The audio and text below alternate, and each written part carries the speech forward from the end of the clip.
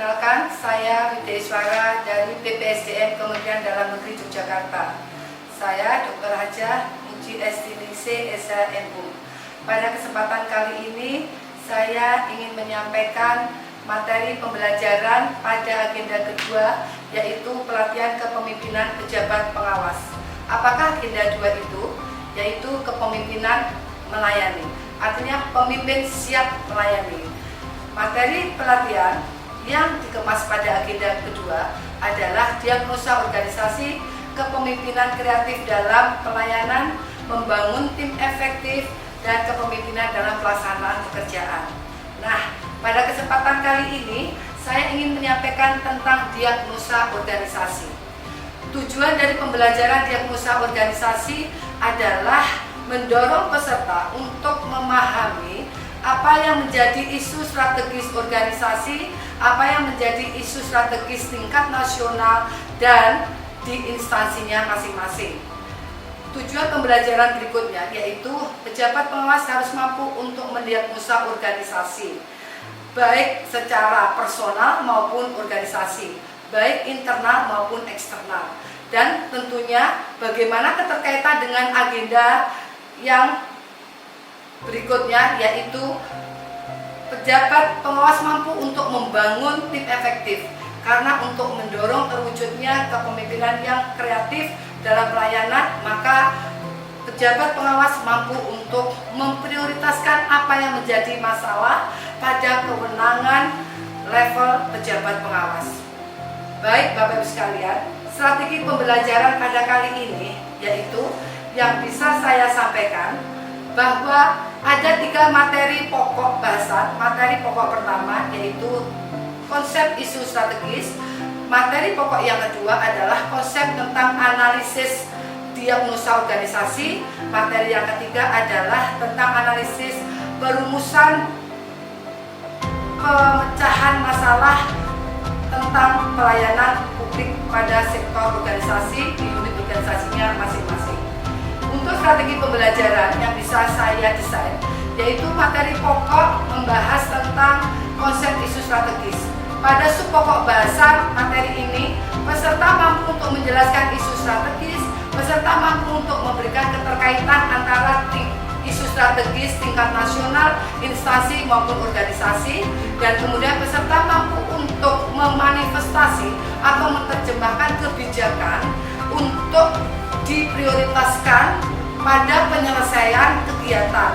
Nah, subpokok materi yang keempat, peserta mampu untuk memprioritaskan masalah-masalah yang terjadi seputar kebijakan yang dilaksanakan tersebut.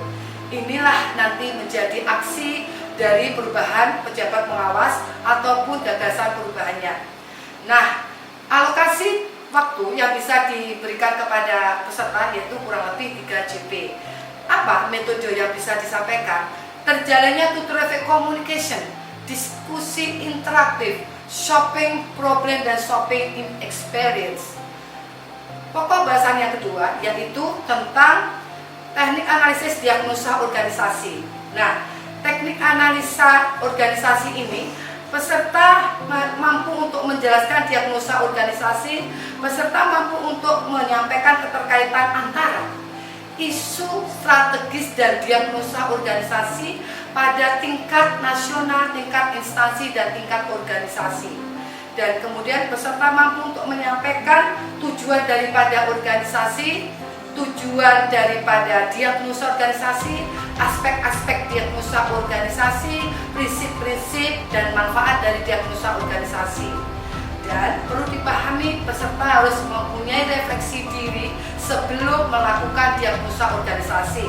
Sebab di sini pasti kita akan mengalami terhadap sebuah risiko jika salah dalam mendiagnosa organisasi. Dan yang terakhir ada tech-chip knowledge. Inilah kompetensi yang wajib kita dorong kepada peserta pejabat pengawas untuk berkompeten terhadap level jabatan yang diembannya, terutama pada pelaksanaan kegiatan untuk menerjemahkan kebijakan tersebut. Jadi tujuan besar dari kompetensi ini adalah mampu untuk mewujudkan peserta sebagai konseptor karena mengidentifikasi masalah, dan yang kedua adalah mampu untuk mewujudkan kompetensi peserta untuk mengeksekusi seluruh kebijakan tersebut. Durasi waktu yang kami alokasikan adalah kurang lebih 6 JP. Nah, di sini banyak sekali 6 JP karena untuk memancing peserta mampu mengeksplor pada mindset atau pola pikir otak kanan untuk memprioritaskan apa yang menjadi masalah pada kewenangannya.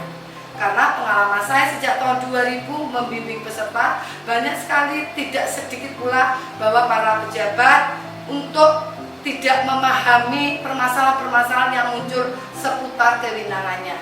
Nah, di sini kewajiban kita untuk memancing peserta agar mengeluarkan atau menyampaikan apa yang menjadi masalah pada kewenangannya. Sehingga metodenya kami akan memberikan sebuah video tentang pengambilan keputusan, yaitu Bapak Ibu sekalian bisa mendownload tentang peristiwa ayam broiler yang mati karena wabah, dan ada salah satu bapak yang bisa mengantisipasi 1% kematian dari broilernya tersebut. Kemudian yang kedua, bisa memberikan sebuah game puzzle, yaitu output dari game puzzle ini adalah pengambilan keputusan dan pemecahan masalah. Materi pokok yang terakhir yaitu analisis terhadap diagnosa organisasi, bagaimana memecahkan masalah dan bagaimana pejabat pengawas tersebut mampu untuk merumuskan masalah terhadap pelaksanaan pelayanan publik. Nah, ada dua grand design, yaitu grand discuss pertama dan grand discuss yang kedua. Masing-masing grand discuss pertama 4 JP dan grand discuss yang kedua adalah 5 JP. Untuk grand discuss pertama, outputnya peserta mampu untuk mengungkapkan kasus organisasi, sehingga di sini peserta akan kompeten karena kewajiban peserta adalah sebagai pemimpin yang siap melayani.